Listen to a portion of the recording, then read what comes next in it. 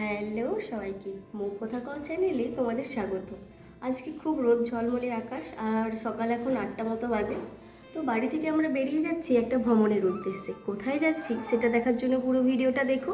চলো তাহলে কোথায় যাচ্ছি যা যাক। আজকে বেরিয়ে পড়েছি দীঘা যাওয়ার উদ্দেশ্যে। আসলে ভ্রমণ পিপাসু বাঙালিদের কাছে দীপুদার পরিচিতি আজকের নয়। বাংলা চলচ্চিত্রের পর্দা হোক কিংবা সাহিত্যিকদের বর্ণিত সাহিত্য বা কবিতা, সব কিছুতেই দীঘা, পুরী, দার্জিলিং ভ্রমণের গল্প রয়েইছে। তো আজকের এই ব্লগটাও আমার দীঘা নিয়ে। দেখো, আমরা হাওড়া বাস স্ট্যান্ডে চলে গেছিলাম, আর ওখান থেকে আমরা একটা এসি বাস নিয়েছিলাম। তো এসি বাসে উঠে গেলাম, আর কোনোটাই আমাদের আগে থেকে বুকিং করা ছিল না।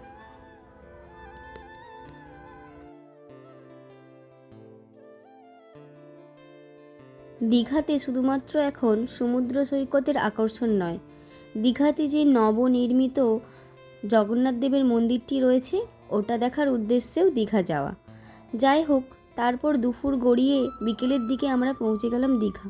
কিন্তু প্রচণ্ড খিদে পাওয়ায় আগে লাঞ্চটা করে নিই, তারপর আমরা যাব রুম খোঁজার উদ্দেশ্যে।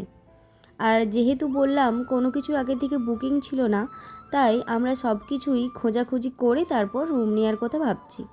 তাই লাঞ্চটা করে নিয়েছিলাম সিম্পল মাছ ভাত নিয়ে, আর খাওয়া দাওয়াগুলো বেশ ভালো ছিল। আর এটা আমরা খেয়ে নিচ্ছিলাম ওল্ড দীঘাতে। ওখান থেকে বেরিয়ে পড়বো নিউ দীঘার উদ্দেশ্যে।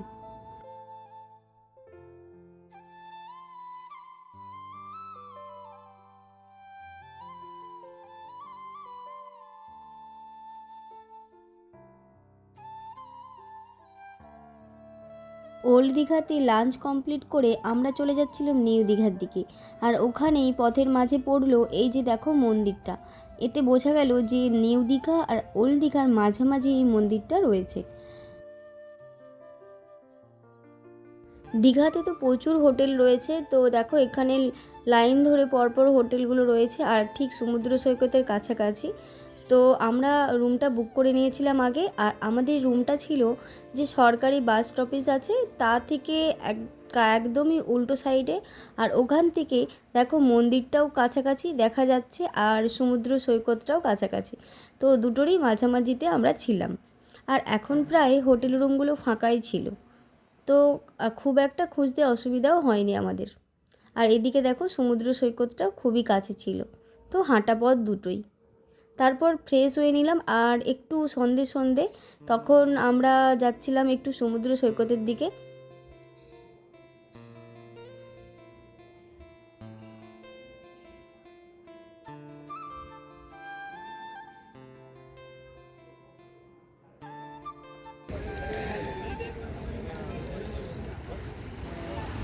যখন ওখানে গিয়ে পৌঁছলাম তখন দেখলাম সূর্য প্রায় অস্ত যায়।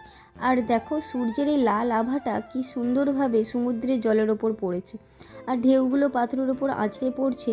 বেশ দেখতে ভালো লাগছে। বসে বসে কখন যে সময়টা কাটিয়ে ফেললাম বুঝতেই পারলাম না। আর তারপর কিছু পরেই সন্ধে নেমে এলো। আর এখন তো বহু বছর পর দীঘা এলাম, দেখলাম অনেক কিছু পরিবর্তন হয়েছে, আর এই পার্কটাও নতুন হয়েছে। চলো পার্কে যাওয়া যাক। আর এখানে পার্কের এন্ট্রি ফি ছিল 20 টাকা করে, তো ওর টিকিটটা কেটে নিচ্ছিল। তারপর চলো ভেতরটা তোমাদের সাথে শেয়ার করি। কিছু বছর আগে যখন এসেছিলাম তখন এই পার্কটা ছিল না, এখন মনে হয় নতুন হয়েছে। চলো দেখি ভিতরে কি কি হয়েছে নতুন। দেখো, চলো ভেতরটা ভালো করে ঘুরে দেখি আর তোমাদেরও ঘুরিয়ে দেখাই। আসলে পুরো ভিডিওটা দেখলেই আশা করি কিছু কিছু ইনফরমেশান তোমাদের সাথে শেয়ার করতে পারবো। হয়তো এটা গাইড ভিডিও না, কিন্তু তবু আমার ব্লগের মাধ্যমে চেষ্টা করব তোমাদের সাথে কিছু কিছু ইনফরমেশান তুলে ধরার, যাতে তোমরাও এলে তোমাদেরও এইসব জিনিসগুলো দেখতে সুবিধা হয়। পার্কটা ঘুরে দেখলাম অনেকটা জায়গা জুড়ে এই পার্কটা রয়েছে, আর ভেতরে অনেক জায়গা, আর কিছুটা খাবার স্টল ছিল। তারপর বাচ্চাদের জন্য অনেক রাইডও ছিল। তো এখানে বাচ্চা থেকে বড় সবাই এলে একটু এনজয় করতে পারবে। তো ওখান থেকে কিছু সন্ধ্যের জলখাবার খেয়ে নিচ্ছিলাম আমরা, মোমো, চা, কফি, তো সব কিছুই ভেতরে পাওয়া যাচ্ছে। তো আমরাও একটু মোমো নিয়ে নিলাম। মোমোটা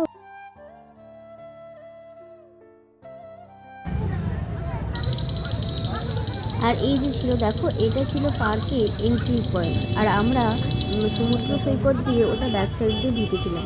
আর এন্ট্রিটা খুব সুন্দর ছিল, দেখো একদম ডেকোরেট করা, লাইট টাইট জ্বলছে, আর এই ট্রেনগুলো বেশ আকর্ষণীয় ছিল।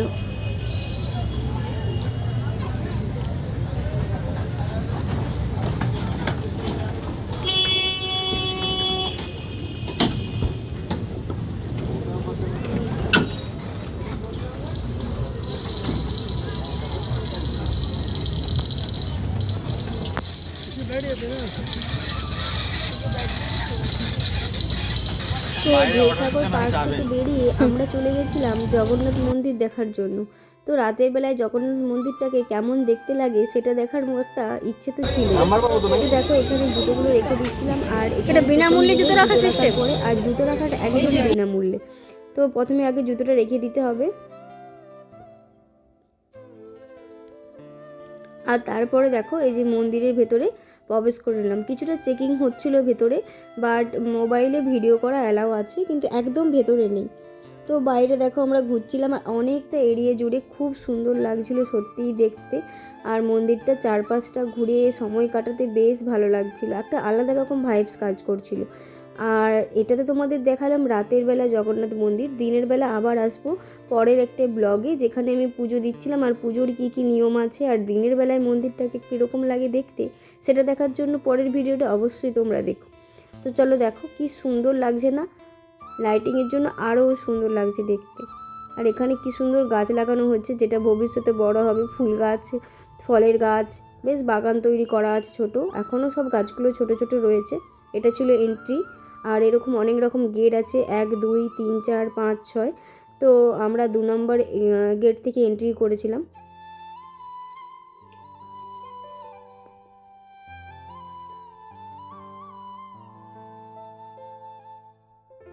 আর দেখো এই যে ছিল বাইরে থেকে মন্দিরটা, আর ভেতরে যেহেতু ফোন অ্যালাউ নেই, তো তোমাদের সাথে শেয়ার করতে পারলাম না। আসলে তোমরা আসো আর নিজের চোখে দেখো, খুব ভালো লাগবে। আমিও দেখছিলাম, বেশ সুন্দর লেগেছিলো, ভেতরটাও খুব সুন্দর। তো তারপর পুজো দিইনি, আমরা সকালে পুজো দেব, তো একটু মন্দিরটা ঘুরে প্রণাম করে বেরিয়ে পড়লাম। এই যে দেখো বাইরে থেকে তুলেছিলাম।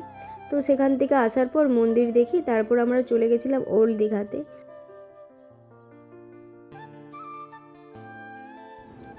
আর ওল্ড দীঘাতে যাওয়ার পর সমুদ্র তীরবর্তী এখানে প্রচুর স্টল ছিল। আর একটা জিনিস লক্ষ্য করলাম যে নিউ দীঘার থেকে ওল্ড দীঘাতে মানুষজন একটু বেশি গেছে, তো প্রচণ্ড পরিমাণ ভিড় ভিড় মনে হচ্ছিলো ওল্ড দীঘার। নিউ দীঘাতে এতটাও ছিল না। যাই হোক, তো ভেতরে অনেক দেখো দোকান ছিল, আর কি সুন্দর সুন্দর ঝিনুকের হাতের তৈরি কাজ করা আয়নাগুলো পাওয়া যাচ্ছে, তারপর শাঁখ, ঝিনুকের তৈরি গয়না, বেশ এখানে দেখো কত রকম জিনিস পাওয়া যাচ্ছিলো, বেশ সুন্দর দেখতে লাগছিল। তো আমাদের যে জিনিসগুলো কেনার ছিল কয়েকটা কিনছিলাম ভেতরে। আর এই ক্যারেক্টারগুলো তো বেশ দারুণ লাগে, যেখানেই যাই এই দোকানগুলো বেশ আকর্ষণ করে আমাকে। তো যাই হোক, দামগুলো একটু প্রচণ্ডই বলছিল, তো বার্গেনিং করে কমিয়ে নিতে পারো, আমরাও কমাচ্ছিলাম, আর তবে একটু প্রাইসটা বেশি মনে হচ্ছিল।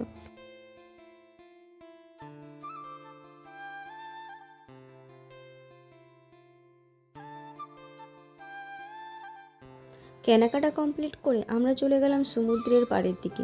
আর ওখানে দেখো যেটা আকর্ষণ দীঘার, এই যে মাছ ভাজা, তার জন্য দেখো অক্টোপাস, ক্যাংড়া, কত রকম ছিল। আর এখানে দেখো চিকেনটা তন্দুরি হচ্ছে, মোমো, প্রচুর ফুড স্টল রয়েছে। আর ওখান থেকে মানুষ কিছু খাওয়া দাওয়া কিনে সমুদ্রের পাড়ে বসে গল্প করে খাচ্ছে। তো যাই হোক, তো ওখানে কিছুটা ঘুরিয়ে নিলাম ওল্ড দীঘাতে, আর আমরা তারপর আবার নিউ দীঘাতে ফিরে যাব। তো তারপর আমার হাজব্যান্ডের চোখে পড়লো এই যে দেখো বেলুন ফাটানো, এটার প্রতি অনেকেরই ইন্টারেস্ট থাকে, অনেকেই পারে না আমি দেখেছি। তো ওকেও বোঝাচ্ছিল যে কি কি করতে হবে, কটা ফাটাতে হবে।